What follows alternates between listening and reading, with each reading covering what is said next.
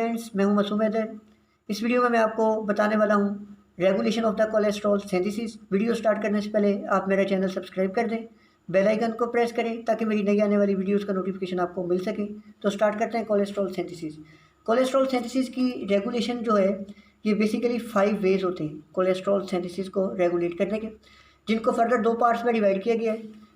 Sterol independent regulation of the cholesterol and the sterol dependent regulation of the cholesterol. जो independent regulation है इसमें 3 method use करते हैं, एक covalent modification method, by the hormones and by the use of the drugs. और जो sterol dependent regulation होती है ये डिपेंड करती है on the gene at the gene level and at the enzyme level. तो पहले स्टार्ट करते हैं स्टीरोल डिपेंडेंट रेगुलेशन। मैं आपको ये बताता हूँ एट द जीन लेवल कैसे कंट्रोल करते हैं। अब जारी बात है जीन किस तरह जीन जो है ये रेगुलेशन को किस तरीके से कंट्रोल कर सकते हैं, bye regulating the expression of the enzyme. यानी कि जो इस प्रोसेस में एंजाइम इन्वॉल्व है उसकी सिंथेसिस को जीन लेवल पे कम या ज़्यादा करें अगर, तो ये होती है sterol dependent regulation at the gene level. ये कैसे होती है अब मैं आपको बताता हूँ। ये कोलेस्ट्रॉल सिंथेसिस के लिए कोई भी सेल है जिसमें कोलेस्ट्रॉल की सिंथेसिस होती है।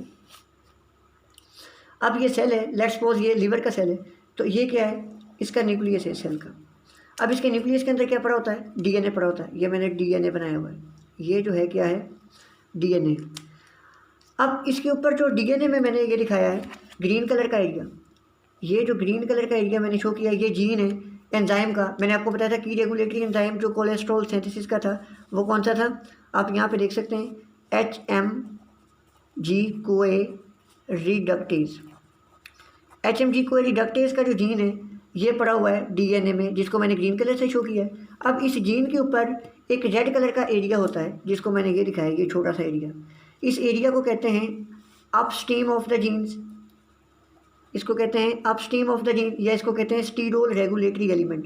इसको स्टीरोल रेगुलेटरी एलिमेंट इसलिए कहते हैं कि जब स्टीरोल का लेवल कम या ज़्यादा होता है तो इसको स्टीरोल का लेवल को कंट्रोल करने की इन्फॉर्मेशन इसी एरिया में होती है, इस जीन के इस एरिया में होती है, इसलिए इसको स्टीरोल रेगुलेटरी एलिमेंट कहते हैं। अब होता क्या है कि हमारे पास एंडोप्लाज्मिक रेटिकुलम पड़ा है, इसकी मेम्ब्रेन में एक प्रोटीन होती है जिसको मैंने ग्रीन कलर से शो किया है। इस प्रोटीन को कहते हैं sterol regulatory element binding protein. लेकिन ये अकेली नहीं होती, इसके साथ एक और प्रोटीन होती है।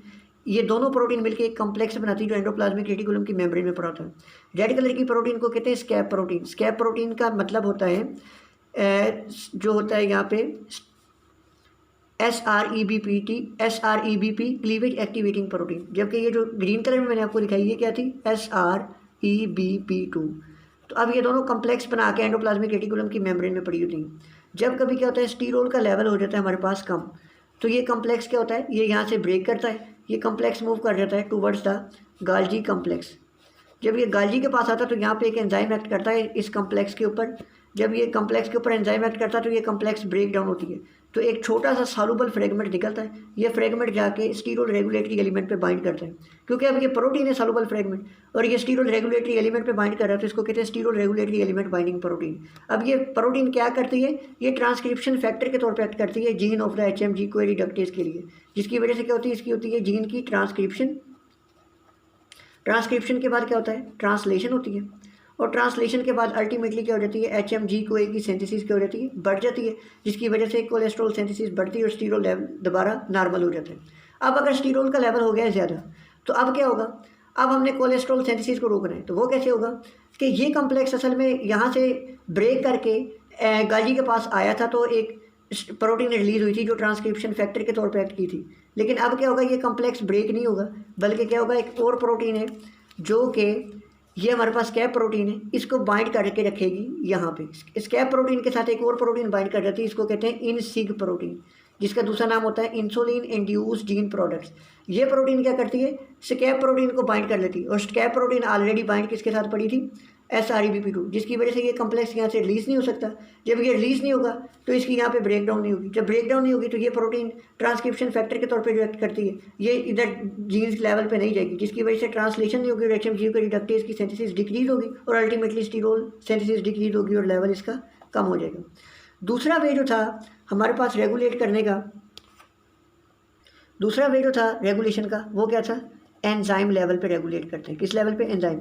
अब जो HMG कोए एंजाइम होता है ना, HMG कोए रिडक्टेज, इसके ऊपर एक साइट होती है ये ग्रीन कलर में मैंने जो दिखाई, जैसे ये सारा एंजाइम है, तो इसके ऊपर ये ग्रीन कलर में एक साइट होती है, ये होती है स्टीरोल सेंसिटिव साइट। जब स्टीरोल का लेवल क्या होता है, कम होता है, तो ये जाके इसके साथ बाइंडिंग कम हो जाती है इस साइड पे, तो ये साइड डिटेक्ट करते हैं स्टीरोल का लेवल कम है, जिसकी वजह से HMG को रिडक्टेज की सिंथेसिस बढ़ जाती है और अल्टीमेटली क्या होता है, हमारे पास कोलेस्ट्रॉल सिंथेसिस बढ़ जाती है। जब हमारे पास स्टीरोल का लेवल हो जाता है ज़्यादा, तो स्टीरोल इस साइड पे बाइंड करता है, ये साइड सेंस कर लेती है कि स्टीरोल का लेवल ज़्यादा है, जिसकी वजह से HMG को रिडक्टेज की डिग्रेडेशन स्टार्ट हो जाती है। जब इसकी डिग्रेडेशन स्टार्ट होगी, जिसकी वजह से क्या हो जाएगा, ये एंजाइम अवेलेबल नहीं होगा, तो कोलेस्ट्रॉल सिंथेसिस का, क्योंकि रेगुलेटरी एंजाइम था, जिससे कोलेस्ट्रॉल सिंथेसिस रुक जाएगी और स्टीरोल लेवल कम हो जाएगा। दूसरा वे जो रेगुलेशन का होता है वो है स्टीरोल इंडिपेंडेंट रेगुलेशन। इसका पहला मैकेनिज्म है कोवेलेंट मॉडिफिकेशन। अब कोवेलेंट मॉडिफिकेशन क्या होती है कि AMPK एक एंजाइम होता है, ये क्या करता है, ये करता है दो काम। ये करता है फास्फोराइलेट, किसको, ये फास्फोराइलेट करता है HMG कोए रिडक्टेज को। जब इसको ये फास्फोराइलेट करता है, तो आपने इंपॉर्टेंट बात याद रखनी है कि HMG कोए रिडक्टेज जो है, इसकी दो बातें याद रखनी है कि ये फास्फोराइलेटेड फॉर्म में क्या होता है, इनएक्टिव होता है, जबकि डीफास्फोराइलेटेड फॉर्म में ये क्या होता है, एक्टिव होता है। तो जब भी AMPK इसको फास्फोराइलेट कर देगा तो क्या हो जाएगा, ये इनएक्टिव हो जाएगा, सिंथेसिस डिक्रीज हो जाएगी। और जब भी फास्फोराइलेशन होगी तो क्या होगी, सिंथेसिस डिक्रीज होगी। जब भी डीफास्फोराइलेशन होगी, क्योंकि ये डीफास्फोराइलेशन फॉर्म में एक्टिव होता है, तो जिसकी वजह से कोलेस्ट्रॉल सिंथेसिस इंक्रीज हो जाएगी। तो ये कोवेलेंट मॉडिफिकेशन थी। अब तीसरी इंपॉर्टेंट बात जो है, दूसरा मैकेनिज्म स्टीरोल इंडिपेंडेंट है, वो है हार्मोनल रेगुलेशन। हार्मोनल रेगुलेशन ये है कि जब भी हमारे पास इंसुलिन आता है, इंसुलिन आके करवाता है डीफास्फोराइलेशन। जब इंसुलिन डीफास्फोराइलेशन करवाता है, तो ये क्या करता है, कोलेस्ट्रॉल सिंथेसिस को इंक्रीज करवा देता है। जबकि जब भी ग्लूकागोन या एपिनेफ्रिन आते हैं ना, ये क्या करते हैं, ये फास्फोराइलेशन करवाते हैं। जब ये फास्फोराइलेशन करवाते हैं, तो ये क्या करते हैं, कोलेस्ट्रॉल सिंथेसिस को इंक्रीज की बजाय क्या करते हैं, डिक्रीज कर देते हैं। स्टीरोल इंडिपेंडेंट रेगुलेशन का लास्ट स्टेप जो है by the way of drugs, ये बहुत इंपॉर्टेंट है, MCQ के तौर पे आपने याद रखना है, क्योंकि अक्सर जो है पेशेंट जिनमें कोलेस्ट्रॉल का लेवल बढ़ता है, उसकी ट्रीटमेंट के लिए हम ये ड्रग्स ही यूज़ करते हैं। कुछ ड्रग्स होती हैं, मैं उनके नाम बताता हूँ, लोवास्टेटिन, प्रावास्टेटिन और कुछ और हैं जैसे कि एट्रोवास्टेटिन। ये क्या करती हैं, हमारे पास एंजाइम जो होता है ना HMG को रिडक्टेज, ये क्या करता है, HMG को A को बदलता है किसमें, मेवलोनेट में, और इसमें एंजाइम कौन सा होता है, HMG कोए रिडक्टेज।